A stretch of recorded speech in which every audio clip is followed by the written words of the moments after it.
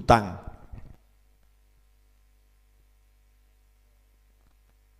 Ilmu terapan ya, ilmu terapan. Hutang. Punya hutang? Punya hutang? Punya hutang? Banyak. Banyak ya, banyak. Bisa enggak kamu lunaskan hutangmu? Enggak bisa. Bisa. Yang bisa melunaskan hutang hanya Allah. Yang bisa menjadikan kita tidak bisa melunaskan hutang hanya Allah. Dah, ini mulai asyik ini. Oke, sekarang kita punya tujuan. Saya mau melunaskan hutang. Maka nomor satu kita ngomong saya tidak bisa melunaskan hutang. Selesai. Makanya kalau kamu berpikir kamu bisa melunaskan hutang, itulah langkah awal yang buat kamu stres. Maka setiap kali usaha gagal, stres, nggak punya duit, stres, gitu kan ya? Karena merasa aku bisa melunaskan hutang. Tapi kita cukup ngomong saya pengen melunaskan hutang, di bawahnya saya tidak bisa melunaskan hutang. Melunaskan hutang saya tuh sejak awal. Allah. Ini bukan bab amin dulu, ini bab cara ya, bab cara. Biar paham urutan pola berpikir nih. Pola berpikir. Ini kalau paham ilmu ini dipakai semua hal enak. Ulangi dikit boleh? Buat yang rodok lemot-lemot jadi biar enggak. Ya, saya kan agak lemot. Saya ulangi dikit boleh ya? Jadi yang bisa hanya siapa? Allah. Selain Allah tidak bisa. Kita pakai bab hutang ya, bab hutang. Kita punya hutang. Saya pengen melunaskan hutang. Betul? Nah, maka nomor satu kita ingat dulu, yang bisa melunaskan hutang hanya Allah. Saya pengen melunaskan hutang, saya tidak bisa melunaskan hutang, maka ada kata maka saya minta tolong sama yang bisa. Siapa yang bisa? Hanya Allah. Maka saat detik itu juga ketergantungan pada siapapun dan apapun segera buang.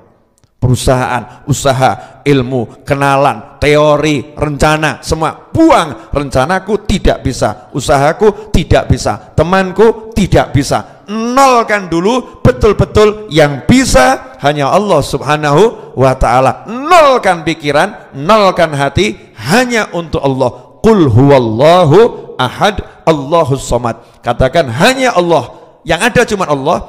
Allah tempatku bergantung. Langsung ngomong sama Allah, ya Allah, saya punya hutang, tolong lunaskan hutang saya. Maka kita cari jawabannya dari Allah, betul kan ya? Allah jawab itu, nggak mungkin nggak dijawab. Oke, aku lunaskan hutangmu. Oke, aku lunaskan hutangmu. Kalau mau tahu caranya, tanya sama siapa? Ya tanya sama nabinya, tanya sama rasulnya. Maka kita tanya sama Rasulullah SAW, ya Rasulullah, gimana biar hutang saya dilunaskan oleh Allah subhanahu wa ta'ala? Maka Rasul menjawab, kamu waktu minjem harus benar caranya. Waktu minjem caranya harus benar. Siapa yang pinjam dengan niat untuk melunaskan akan dilunaskan oleh Allah subhanahu wa ta'ala. Kalau minjam tidak punya niat untuk melunaskan, hartanya akan dihancurkan oleh Allah subhanahu wa ta'ala. Makanya kamu cek dulu, kamu pertama kali pinjam dulu niatnya mau ngemplang atau mau bayar? Mau bayar, ya udah. Kalau udah memang niatnya mau bayar, yakin pasti hutangmu lunas. Kalau niatmu mau bayar, tapi niat itu bukan ungkapan di hati toh. Kalau ungkapan di hati, di pikiran, namanya bukan niat tapi lamunan. Namanya lamunan. Niat itu qasdu syai' muqtarinun bi fi'lih. Definisi niat itu. Kalau nggak ada prakteknya, niat itu adalah punya keinginan, punya cita-cita yang langsung diwujudkan dengan perbuatan. Itu namanya niat. Kalau nggak ada aksinya, nggak ada perbuatannya, namanya bukan niat, tapi namanya al-amani. Dalam bahasa Indonesianya lamunan. Banyak orang mengira dirinya berniat, padahal lagi melamun, bukan berniat. Oke, saya berhutang dengan niat saya akan melunaskan. Maka saat itu juga dia udah siapkan. Ya, siapkan apa? Perencanaan. dari sini saya akan ambil sekian rupiah untuk bayar hutang, sini sekian rupiah untuk bayar hutang. Kemudian dia siapkan mungkin aqua galon atau apa, punya duit cemplongkan ini untuk bayar hutang, ini untuk bayar hutang. Hutangnya 200 juta, nyemplungkannya 5.000 rupiah, gak apa-apa. Jangan pakai akalmu jangan dipakai, kan punyanya itu ya, punyanya itu udah ini niat bayar hutang, niat untuk melunaskan hutang. Ini namanya sudah ada aksi. Terus nanya lagi sama Nabi Muhammad SAW, ya Rasulullah, ya cara berikutnya apa? Cara berikutnya apa? Apakah hanya itu niat? Enggak, ya enggak niat saja. Kamu harus baca doa ini. Kamu baca doa ini. Kalau doa ini kamu baca, hutangmu berapapun akan dilunaskan oleh Allah Subhanahu wa Ta'ala. Maka setan bisikin, oh kamu sekedar doa nggak bisa, mana mungkin sih doa akan membuat hutangmu lunas. Kamu jangan percaya sama kata ustadz, kata ini dan lain sebagainya. Buktinya Habib Novel sendiri utangnya banyak, tapi lunas bro. Ya terbukti kan lunas, betul kan ya? Yang satu ini kan tinggal dikit, dari 7,7 cuman tinggal 4,7 dalam 2 bulan setengah kan ya. Alhamdulillah. Masa dalam 2 bulan setengah dapat 3M itu kan ya, subhanallah kan, luar biasa. Caranya gimana? Caranya ini, caranya adalah dengan pola pikir yang tadi saya bangun tadi ya, yang saya jelaskan secara terstruktur nih ya, biar kita bisa mengikuti dengan gampang. Oh, diantaranya doa yang ada di Wirdul Latif. Jadi kalau tiap pagi baca Wirdul Latif, insya Allah hutang lunas. Ada di situ ya, ada di situ. Min ghalabatid dain, ya Allah bebaskan aku dari dikuasai oleh hutang, ada di situ. Kemudian apa lagi? Allahumma kfini bihalalika an haramika wa aghnini bifadlika amman siwak. Setiap habis sholat baca itu, maka hutangnya akan lunas. Boleh kamu sholat dulu.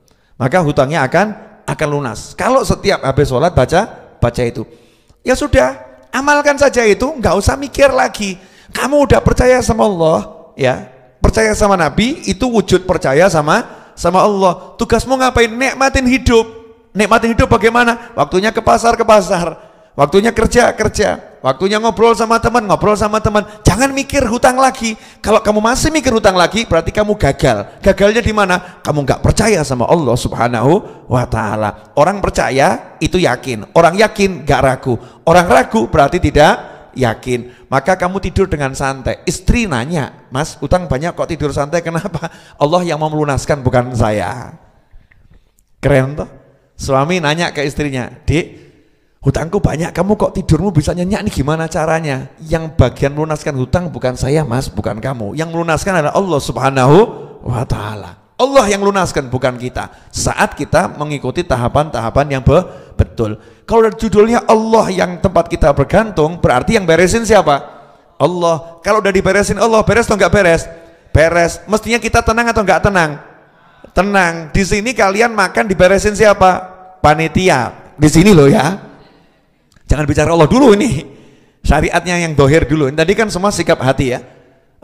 Dohirnya siapa yang beresin makan? Panitia. Anda percaya sama panitia, nggak mikir lagi gini, nanti makan siang ada ndak ya?